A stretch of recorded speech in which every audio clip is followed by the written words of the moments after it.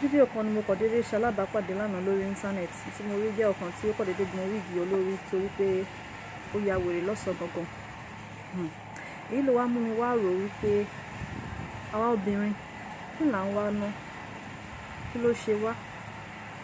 Ọ̀pọ̀ náà yẹn obìnrin tí ẹ̀ ń wá owó lace wig tẹ́ ẹ̀ ń ra bone wig kí ló tẹ̀ tí ń pè bone straight hair yìí.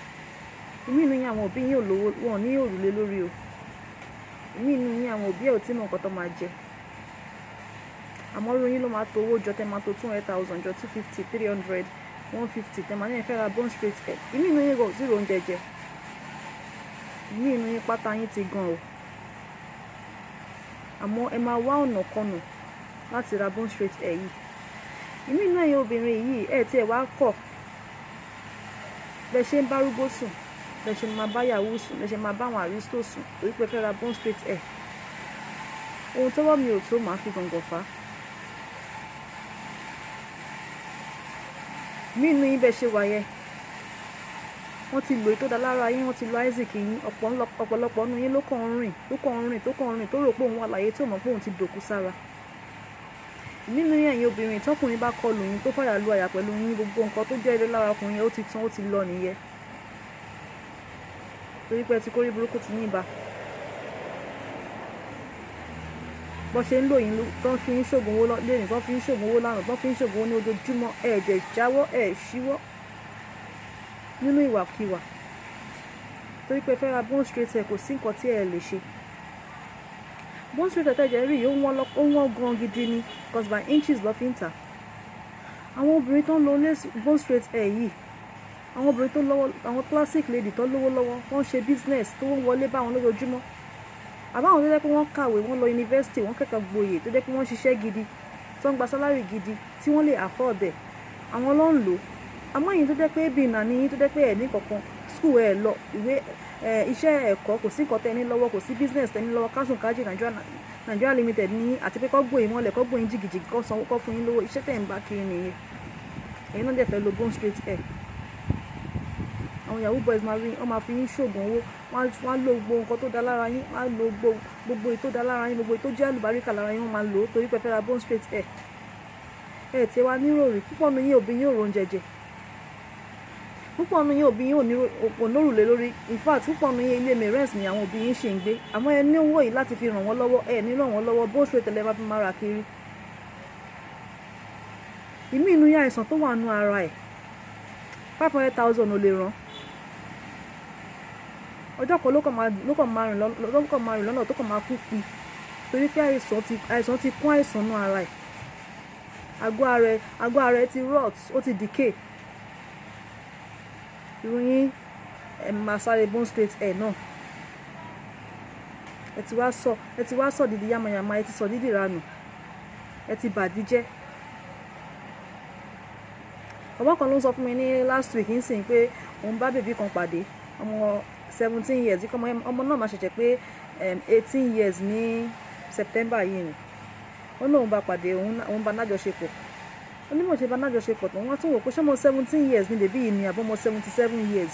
Torí pé bójú ara ọmọ yìí ṣe rí ọmọ obìnrin ìyá 60 years kan gbọ́dọ̀ ní ojú ara bẹ́ẹ̀ yẹn, pé ó ti fẹ̀, ó ti jìn. Bó ṣe ń bá sùn báyìí ní gbogbo ẹ̀ kàn ṣe kọ̀ṣọ̀kọ̀ṣọ̀kọ̀ṣọ̀ ní gbogbo ẹ̀ kàn ń dún bí iṣó. Ní pé ọmọdé ti bàdí jẹ́. Wọ́n jẹ́ pọ̀ bẹ́ẹ̀ kò ń ṣọmọ yẹn nìkan. Ẹ̀rọ ọmọ 16 years, ọmọ 19 years, ọmọ 20 years, gbogbo abẹ́ ẹ̀ ti bàdé, gbogbo ojú ara ẹ̀ ti fọ́pọ̀ lórí okó yìí náà. Wọ́n ti dómi tó jẹ́ pé gbogbo ayé ẹ̀ ni wọ́n ti dó nítorí pé ó fẹ́ lo iPhone 11 Pro Max. Ìmí inú wọn kò sí nǹkan tí wọn ò lè ṣe. Wọ́n tẹ̀ máa sọ pé ìmí inú wọn máa ń ṣe 5 sum, 4 sum, 3 sum, 2 sum lórí owó yìí náà. Ìwọ ń lo iPhone 11 Pro Max, àwọn òbí ẹ̀ ò nílé lórí, àwọn òbí ẹ̀ ò ní nǹkan tó máa jẹ. Ìwọ ń lo iPhone 11 Pro Max, pátá ẹ̀ ń gan nídìí, ó yìí ń mu gàrí, ó ò nílẹ̀ débi pé ó máa kọ́lé. Kódà ìmí inú yín gan máa ń scott kiri ni. Ẹ máa scott lọ́dọ̀ rẹ̀ kiri, ẹ máa kóra yín jọ bí 10 sínú yàrá kan. Ẹ máa scott, ẹ máa kóra yín ní big girls ẹ bá dé ta. Gbogbo tẹ̀jẹ̀ ń rí ọ̀hún, òṣì lẹ́ fi ń ṣe, ìranù lẹ́ fi ń ṣe. kí ni ìṣòro ayé yín gan-an? Bone straight hair tẹ́ ẹ̀ ń sáré lé kiri, tẹ́ ẹ̀ ń wá kiri, tẹ́ ẹ̀ ń sáré torí ẹ̀ yìí tẹ́sẹ̀ pé fẹ́ rà ní dandan ohun ọwọ́ mi ò tún máa fi gàngàn fà yìí. Ṣé ẹ rántí Brazilian hair? Ẹ rántí lace wig? Ìgbà kan ni wọ́n ń ta lace wig àti Brazilian hair ní 150, 250, 300 o. Nísìnyí tẹ́ bá yìí dọjà ẹ máa rí Brazilian wig, ẹ máa rí lace wig ní 25,000. So tó dífá fún pé bone straight hair tẹ́ ẹ̀ ń torí ẹ̀ sáré àsápajúdé yìí, àsìkò ń bọ̀ tọ́yìn máa ta bone straight hair ní 20,000, ní 25,000, kódà wọ́n máa ta ní 15. Kí la wá ń bá ká? Yahoo bá máa fi yín ṣoògùn owó kiri, wọ́n máa fi yín ṣoògùn, wọ́n máa fi yín máa ṣoògùn. Àwọn bí Yahoo boy ṣe ń lò yín náà ni àwọn sugar daddy máa lò yín. Wọ́n tẹ̀ wá sọ pé èmi inú yín gan-an náà sí ẹ̀ tó fi ń yàgbẹ́ gan-an kò ṣeé rí mọ́.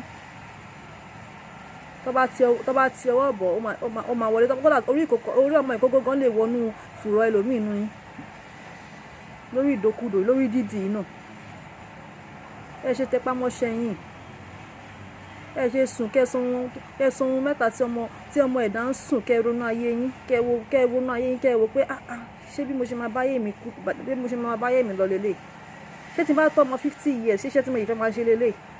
Ṣé tí n bá tọ́ ọmọ 40 years ṣiṣẹ́ tí mo yìí fẹ́ máa ṣe lélẹ̀?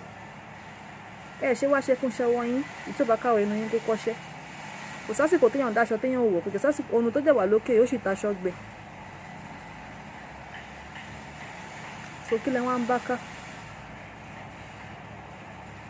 Ẹ máa ní ẹ lè ṣiṣẹ́ ìdọ̀tí, ẹ máa ní ẹ lè ṣiṣẹ́ lábẹ́ èèyàn, ẹ lè máa ṣọmọ ọ̀dọ̀ lábẹ́ èèyàn, ẹ lè jẹ́ kẹ́nìkan máa ṣọ̀gá lórí yín. Ṣé ìtẹ́ wá ń ṣe yìí ló wá jọmọlúàbí fún yín? Ṣé ìtẹ́ wá ń ṣe yìí ló wá tọ́ sí yín bí? Ẹ wo ohun tí mo ṣe yìí, fúnra mi ni mo páàkì nǹkan mi láàárọ̀ tí mo fi wavons tí mo páàkì ẹ̀ fún ara mi. Ṣé wọ́n sẹ́ni tó máa rí mi ní ìgboro sí tó máa ná ọmọ yìí ò fà ẹ̀? Wọ́n máa ná ọmọ yìí set now. Torí pé ṣe bí ó ti mọ ẹlẹ́wà ṣàpọ́n. Nǹkan tí mo máa ní ni mo máa lò, mi ò ṣáà lè jalè. Ẹ̀yin náà ẹ tẹpá mọ́ṣẹ́ yín, nǹkan tẹ́ bá ní ẹ jẹ́ kó tẹ́ yín lọ́rùn. Ohun ọwọ́ mi ò tó, màá fi gọ̀gọ̀ fà á, má jẹ́ kó jẹ́ ti yín. Ayé le o, ayé gbẹgẹ́, ojú la rí, ọ̀rẹ́ ò dénú. Nǹkan tọ́wọ́ yín ò bá tó, nǹkan tí ò bá kí ń ṣe level yín, ẹ má fi dandan wá. Dandan kọ́ ni kékeré bẹ́gbẹ́ mu. Bọ́nà ṣe dá wa, ìka márùn-ún la ní, gbogbo ẹ̀ ò sì dọ́gba. Ìka ọwọ́ ò dọ́gba, tó túmọ̀ sí pé ìmí inú àwọn ẹgbẹ́ yín máa lówó jù yín lọ. Ẹ̀yin náà sì lè kàwé, ìmí inú àwọn ẹgbẹ́ yín ẹ máa lówó jù lọ. Ẹ má wá wàkúwà, ẹ má sáré àsápajúdé, kẹ́ ẹ mọ nǹkan tẹ́ ń ṣe. Ayé tẹ́ rí lẹ́nìí kò ṣe bẹ́ẹ̀ ló ṣe máa rí lọ́la. Ẹ make plan. Ó máa tó gbà kó tó yẹ pé okó tẹ̀ ń dógọ ẹ̀ wá ní rí dó mọ́. Torí pé ojú á ti là.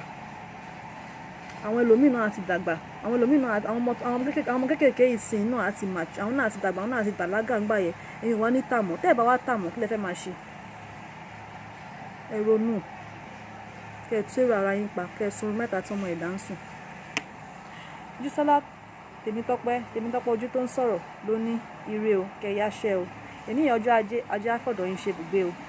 Ire àríwá, ire gúúsù, ire ìwọ̀ oòrùn, ire ìlà oòrùn ó máa jẹ́ tiyín lénìí o. Ó dáa o.